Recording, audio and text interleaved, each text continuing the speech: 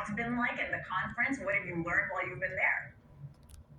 So there's been a tone of somberness, of course, because of Charlie's passing. But I'd say overall, the main message of what we've taken in is a theme of hope and of standing strong, because that's what they're really pushing is for the need to stand strong and keep fighting. And I think that Charlie's death was not a setback, it was rather a stimulus for so many more people to step into the fight because they see the need now.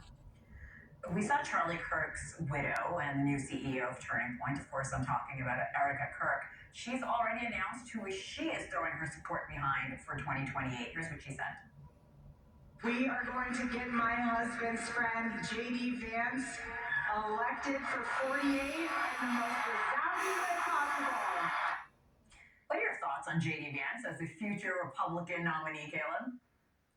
I agree. I feel like he's a very good fit for the office. He's popular. He's a good Christian man. And even if there's candidates that I might agree a little bit more with, I think it's key for there to be a balance between someone you agree completely with and someone you think is likely to get elected. Because if we're seeing unity is a big key in the conservative movement, and we need to all stand behind one person that will stand for our ideals. Because the quote I heard over this weekend was, what the light doesn't fill, darkness will fill. And so we need to make sure we can do whatever we can to fill those spaces of leadership with light.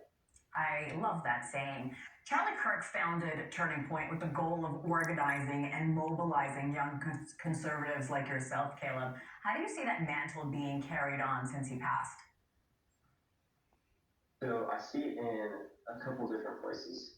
For one, of course, Erica. She is not weak. She's not timid. She stepped into his role, and she has been doing an amazing job of filling in his shoes. Also, his trusted friends have also stepped up to. They have stepped in and have fulfilled many of the responsibilities that Charlie once had. Also, we students have stepped up, and we will need to continue to step up and help Turning Point continue to grow, help the conservative movement continue to grow. We were looking forward to having you on because you're exactly the voice that we want to hear from. What are the top issues for you and other young Republicans as we're focused on the midterms in 2026 and, of course, in general in 2028? So, to keep it general, I'd say that two big issues would be purpose and unity.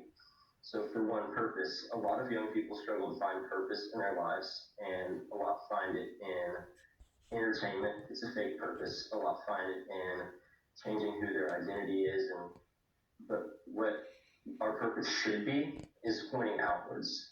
And I personally have found my purpose in serving Jesus Christ, and that then reflects on how I live my life and how I interact with the world.